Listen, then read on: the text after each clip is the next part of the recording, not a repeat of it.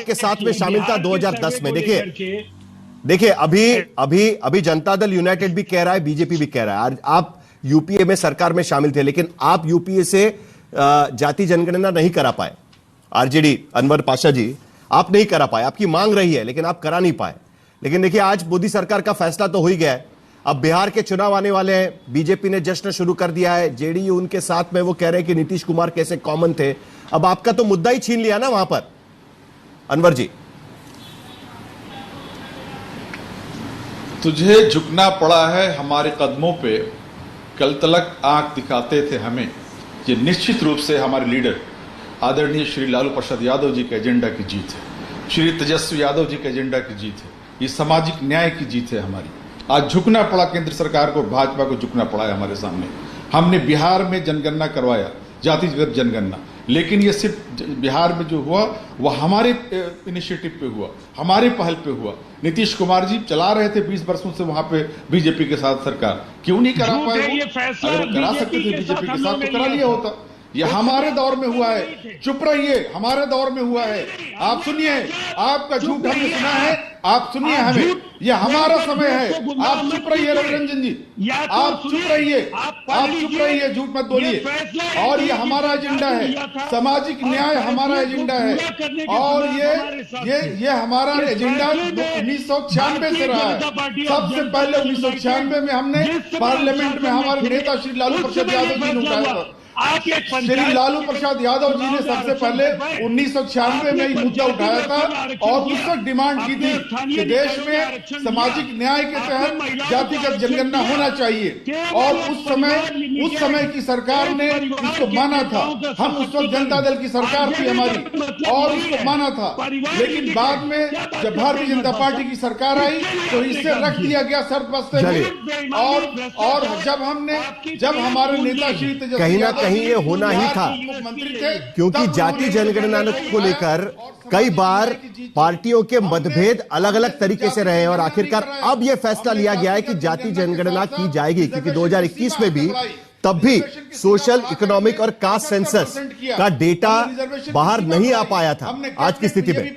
लेकिन चिराग पासवान की प्रतिक्रिया इस वक्त हमारे पास आ रही है। उन्होंने थोड़ी देर पहले प्रतिक्रिया दी है, उन्होंने स्वागत किया इस फैसले का। जरा सुन लेते हैं कि चिराग पासवान क्या कह चुके हैं। उसके बाद आरएलडी के प्रवक्ता भी हमारे साथ में, उनको सवाल पूछकर चर्चा आगे बढ़ाएंगे। लेकिन जरा चिराग पासवान क्या बोल रहे हैं जरा सुन लेते हैं। की कोशिश की, आज भी सुप्रीम कोर्ट के सामने ये मुद्दा पड़ा हुआ है। ये किस जुबान से बात करेंगे? चलिए सुनाते हैं। अभी थोड़ी देर में हमारे पास वो प्रतिक्रिया भी आ जाएगी, चिराग पासवान की प्रतिक्रिया भी आ जाएगी। लेकिन मलुक नगर जी, आपने सुना कि किस तरीके की प्रतिक्रियाएं आ रही है। लेकिन सिर्फ जाति जनगणना करके मामला रुकने वाला है नहीं। तेजस्वी यादव और बाकी पार्टियां पहले से कहना शुरू कर चुकी है कि जाति जनगणना के बाद जिसका जो हिस्सा होगा वो उसे मिलना चाहिए। राजनीतिक दृष्टि से भी ओबीसी समाज को, पिछड़ा अति पिछड़ा को उसी तरीके के सीट डिस्ट्रीब्यूशन होना चाहिए। क्या यह भी आपकी मांग होगी या जाति जनगणना से आप खुश हैं आज की स्थिति में? साहिल जी समय देना प्लीज। ये देखिए 1947 से ही ये जातीय जनगणना से संबंधित मुद्दा अधूरा रहा है और 1947 के बाद ही पिछड़ों के खिलाफ कांग्रेस ने जाति की पटेल को प्रधानमंत्री नहीं बनाया और नेहरू जी को प्रधानमंत्री बनाया। उसके बाद जो जातीय जनगणना 2011 में हुई, उस 2011 की जनगणना को पटल पे नहीं लाया गया। और जब देश के 17वीं लोकसभा में माननीय प्रधानमंत्री आके कहते हैं मैंने इतने पिछड़े मिनिस्टर बनाए, मैंने इतने दलित मिनिस्टर बनाए, तो शुरुआत तो की माननीय प्रधानमंत्री जी ने। और आप साहिल जी कह रहे हैं कि मुद्दा चुरा के ले गए। ये मुद्दा तो प्रधानमंत्री जी ने देश की संसद में उछाला। हाँ, उससे डर करके राहुल गांधी जी ने जरूर आकर के ये बात कही कि जब मैं छोटा था प्रधानमंत्री कार्यालय जाता था, जब मेरी दादी प्रधानमंत्री थी, मेरे पिताजी प्रधानमंत्री थे, मनमोहन सिंह प्रधानमंत्री थे, तो दलितों के और पिछड़ों के खिलाफ अन्याय हुए, मैं इसलिए मांग को कर रहा हूं। तो आज क्या राहुल गांधी जी या कांग्रेस ये मानती है कि उन्होंने पिछड़े दलितों के साथ अन्याय करा? और आज भी दलितों के पिछड़ों के साथ न्याय जो आज माननीय प्रधानमंत्री जी ने करा, चौधरी चरण सिंह जी पिछड़े समाज से थे, उनको 40 दिन में कुर्सी से उतार दिया। राजेश पायलट को कभी कैबिनेट मिनिस्टर नहीं बनाया। कुमारी बहन मायावती को आज अधिक संपत्ति केस में जेल में डालने की कोशिश करी। मुलायम सिंह जी को जेल में डालने की कोशिश करी।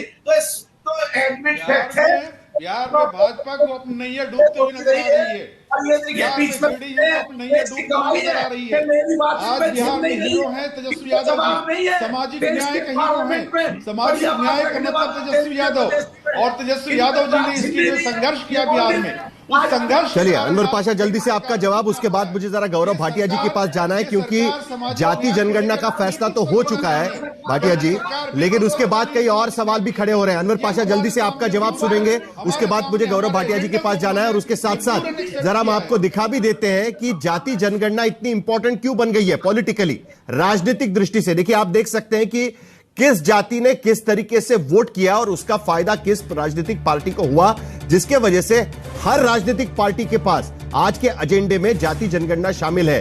देखिए 2024 में सवर्ण 53% वोट एनडीए के पाले में गए थे, इंडिया अलायंस के पास कम गए थे। अन्य दलित 58% एनडीए के पाले में, 42% इंडिया अलायंस के पास गए थे। यादव वोट 26% एनडीए के पाले में, 73% वोट इंडिया अलायंस के पास। कुर्मी कोयरी 67% वोट एनडीए के पास गए थे, 19% वोट इंडिया अलायंस के पास गए थे, और अन्य ओबीसी में 54% वोट एनडीए के पाले में जाते हुए यहां पर नजर आ रहे हैं। और इसीलिए कहीं ना कहीं जाति जनगणना का मुद्दा हिट कर सकता है। ये इसकी जानकारी यहां पर थी। महाराष्ट्र में भी जो ओबीसी की बात करेगा वही देश पे राज करेगा, इस तरीके की घोषणा भी यहां पर की गई थी। तो अनवर पाशा जल्दी से अब जाति जनगणना के आगे आपकी मांग क्या है? तेजस्वी यादव बार बार कह रहे हैं कि इसके आगे भी बात की जाएगी, लेकिन उससे पहले चिराग पासवान की प्रतिक्रिया के बाद अब नीतीश कुमार की पहली प्रतिक्रिया। बिहार के मुख्यमंत्री नीतीश कुमार ने पीएम मोदी का धन्यवाद।